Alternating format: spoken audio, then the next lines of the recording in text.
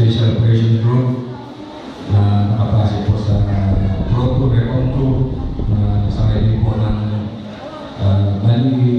sa intelligence community po yan. At ako nga po ay pumunta doon. At wala akong kakilala, may nag-assist po sa akin na isa kong kaibigan na pulis at dinala ako sa office nila. At ang nag-entertain po sa akin ay si Major Gamboa sa PNPA. At yun nga po, ang sabi ko, pinakil ko siya na nagkaroon po. Ako po si Boyet Ross. At hindi pa siya nagsasalita. Walang umaga po, sabi tapos kung mamarapalin po ninyo, pwede ko pa akong bigyan ng pagkakataon para may pakilala ko po ang aking sarili. At kayo na rin po ang bahalang mag-assess sa akin sa po. O sige po, ang ginawa po mga minamahal, inumpisa ko na pong magpagtuon. At tunay na lumalaki kayong mata, grabe siya, grabe. Namamang sa mga narinig sa akin. At ang sabi niya, ang sabi ko, hindi ko naman talaga gusto ang mangyari, pero mahal pa yun ang kalooban naman pa yun ang mahal po ay tumulong ng walang bayad. Sabi ko, dahil sino po ang magtulungan, bubili tayo dahil po, pag-sabi po kami sa nangyayari sa ating mga paligid dahil po sa mga kabataan na nang-involve sa illegal droga. At sabi ko, kasi ang turo sa amin, ang paggawa ng mabuti at pagsawaka or pagsawaka sa mga kasamaan ay kalooban ng ating mga Panginoon, sabi ko. At kung hindi po namin gagawin yan, na yan ay alam namin mabuti, magiging kasalanan po namin yan. Nagtataka siya sa aking mga sinasabi. At siya natutuwa. At talagang hindi pa yung kagalagan sa kanya na habang nagiginig sa akin. At ang sabi niya, sa tulad, sabi niya, nung tapos na po ang palo, puro siya po ang sinasabi ko sa bandang huli. Pati siya, pinopo na rin po ako. Sabi ko, hindi po ako rapat dapat na brad na lang po tawag sa akin. Sabi ko, sa tulang, born-again Christian din ako, sabi niya. At ako'y naniniwala sa mga sinasabi mo dahil sa mga narinig ko, tunay na Christian lang ang nakagawa ng ganyan. At tunay na Christian lang, Christian lang ang may alam sa salita ng Diyos. At habang nagkwentuhan kami, sinabi ko, Sir, kung may time po kayo, gusto ko saan kayong invite sa gawain namin sa dapat ng matulayan. Sige, i-schedule natin at yung panyaya mo ay pagbibigyan ko, sabi. Ayaw mo sir, sasabihin ko sa aking ordained siya para kayo po ay welcome po kayo doon. O sige, i-schedule natin at sasama ko sa gawain. Dahil gusto ko rin naghanap din ako ng gawain ito dahil wala akong makita na gawain para komportable daw siya. At tunay na nagmabuti at iman pa yun. Buwan man di ako karapat-dapat ay patuloy niya akong ginagamit para may bagi ang pabuti at iman pa yun at para makatulong sa ating kapwa at hindi lang po sa kapwa at sa ating gobyerno at para lalo makilala ang gawain ng ating malapay na Lord.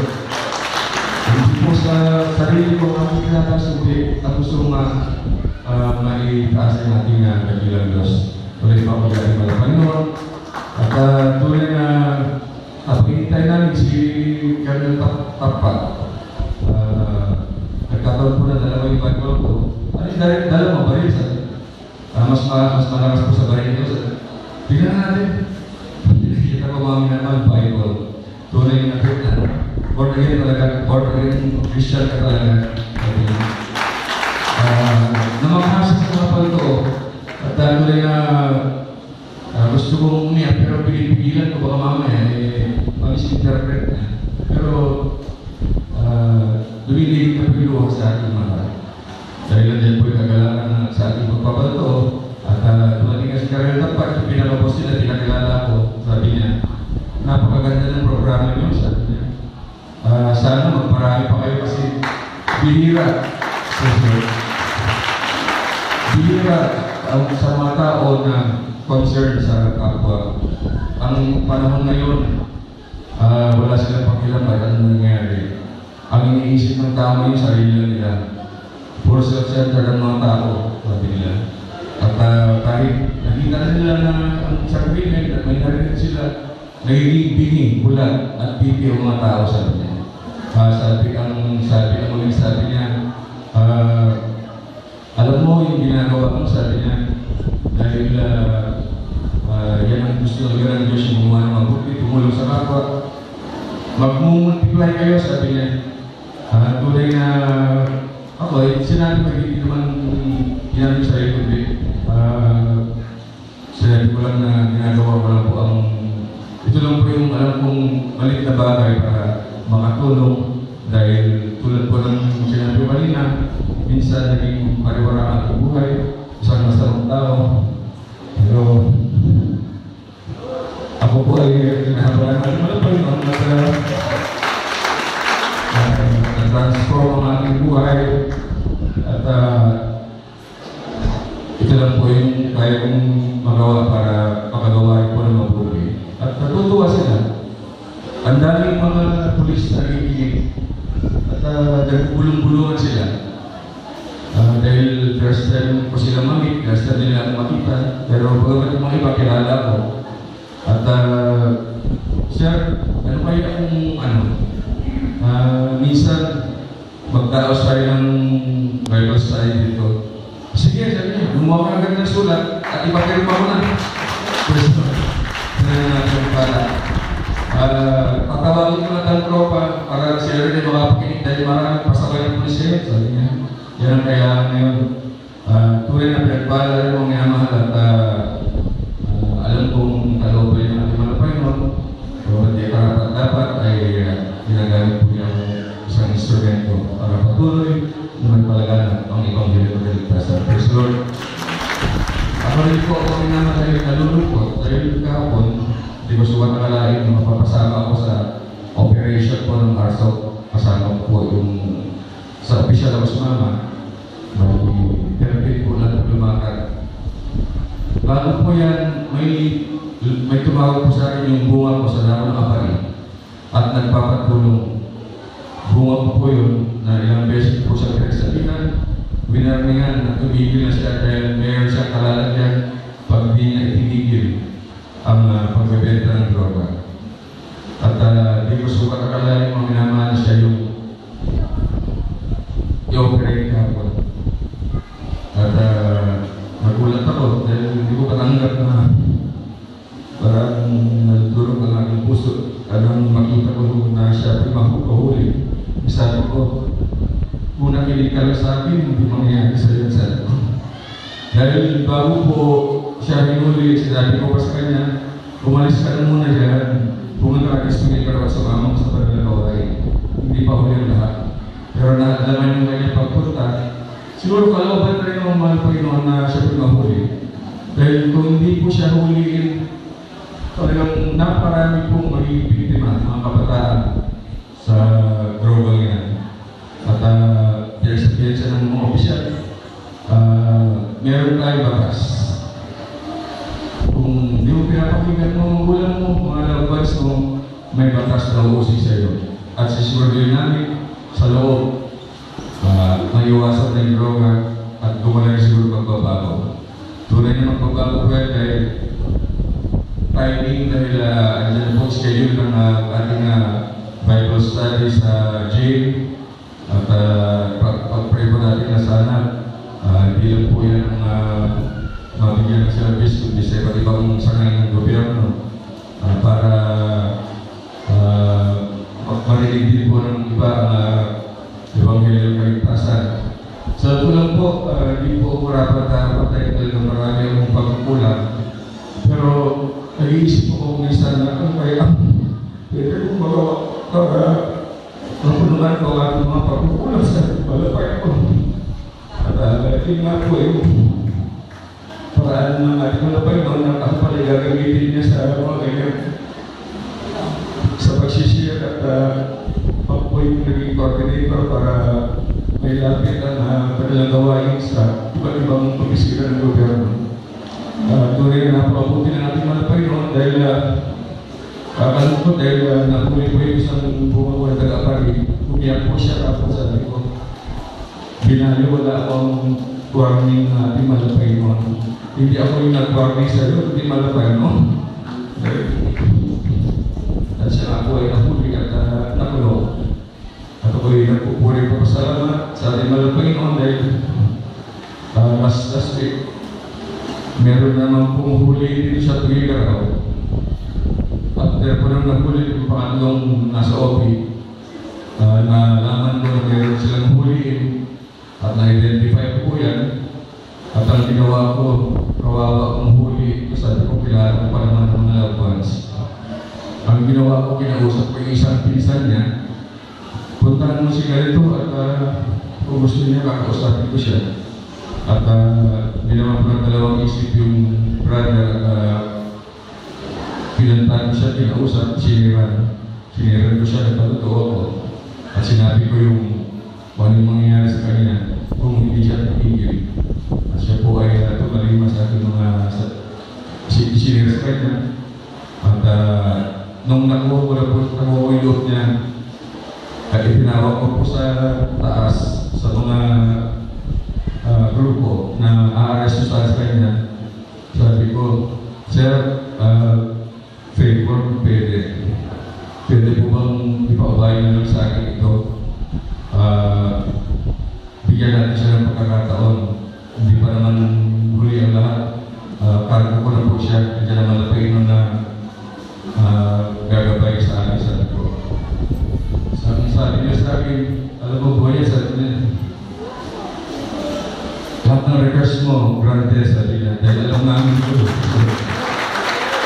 Marami na nagbabago dahil sa inyong gawain at nagiging pa namin na talagang yung nagpapatuloy talagang nagbabago. At pag-abot din po siya bautismo, sa ipag-pray natin na one of his days, kasama natin natin sa dito at sa po'y tatanggap sa ng bautismo para masama natin sa pag-ibig o preso. At siya po ay absuelto. So hindi na po siya hinuli. Dahil pinapagay sila malapin, naging instrumento ng po ako. Lord, at pili po yung mga minamahal. Maraming salamat sa ating malapay noon dahil kasama rin po natin si Brother Fred. Nataga pa rin. Pagkakat taga pa yan mga minamahal. Yan po mga minamahal si Brother Fred. Buka pa rin po yan. Nilapit po yan sa akin. At siya po ay siniran ko. Nasa order of battle din yan. Puhuliin din po sana yun pero nag-iusap na naman po ako na bigyan nila ng pagkakataon at ilalapit ko siya sa ating malapay yun. Tulad po na siya po ay tumanggap ng bautismo sa tubig sa paalam ng malapay noon at pagamat nagapay ay tunay na andyan yung pagsubikap niya makadalaw sa ating palalawin. Pag natutuwa, pag nag-uusap ko yung kanyang beloved wife, masabi niya, hindi ko maintindihan. Pag mula sumama sa iyo ang aking asawa, malaki na naging pagbabago sa akin.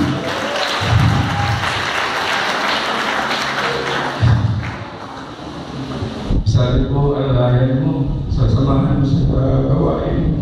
Hindi lang siya dapat pati ikaw. Yung nga po, tuloy na pinagpala ko sila dahil silang dalawa po ay tumanggap ng bautismo sa tubig.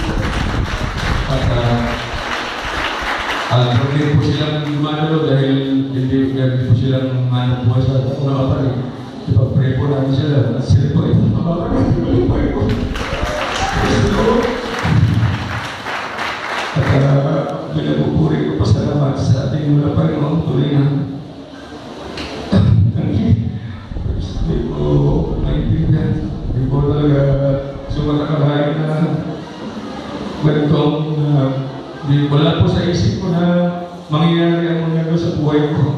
Turera,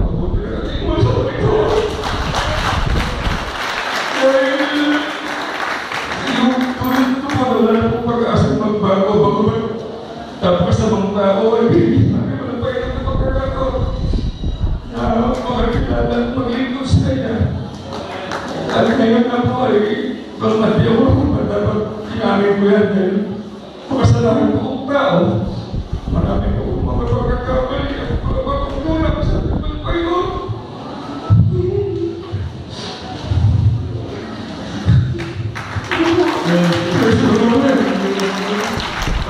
Pinamulan natin Malupinoon sa unang paglagin na ating mahal pastor sa Manila ay tuloy po na isa po sa pinagpala, isa po sa tinawag ng ating Malupinoon.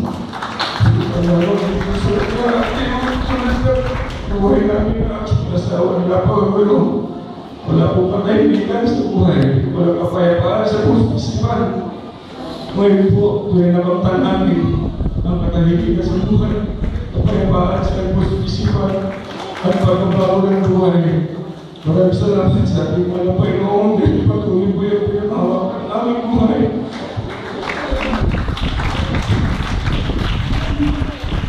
Magpagalingan po tayo po ay pangawag ng mga pinag sa mga panahon ng mga pinamahal. Napakarami po talagang dumating sa atin na pinapamang na may mga nangyayari sa ating paligid. Pero salamat sa ating mga Panginoon dahil siya po nagbibigay sa atin ng lakas, andyan ang wisdom, andyan ang discerning spirit para tayo po ay hindi masagmak sa gawa sa libunan ito pagkos andyan ang pag-iingat ating mga Panginoon. Maraming salamat din po sa ating mga Panginoon dahil andyan po ating mga beloved workers na wala pong sawang andyan po kanilang tunay na pag-iingat sa ating mga Panginoon sa ilang pag-ayuno para langit, pagpupuri, andyan po ng lahat po tayo at pinagpapala ng ating mga Panginoon. Alam mo ko sa mga maraming taon, kung ako ay mag-isip na bahay, nag-iisip ko, maalala ko lahat ng ating mga pagkakamali. Maalala ko lahat ng ating mga nagawa na hindi kaya sa ating mga Panginoon. Andiyan po yung talagang pagsisisi ko na sana mabay-abay na aking buhay, bigyan niya ako ng lakas sa araw-araw at kilala niya ako sa lahat ng muli ng puso sa kapamakan. Kaya patuloy po niya akong magamit na ayon sa kanyang kalooban. Praise the Lord. Maraming salamat po sa ating mga Panginoon dahil sa lahat ng mga pagpapalat niya amin natatanggap sa kanya sa araw-araw. Pagpapalat na andyan po. Pagpapalat material, financial, physical, at higit sa lahat sa pagpapalat spiritual. Maraming salamat sa ating mga Panginoon, lahat ng papurihan, pasalamat, pagdakila, pagwalhati, pagsambay, tayo sa ating pinakamamahal, Panginoon Jesus. Praise the Lord!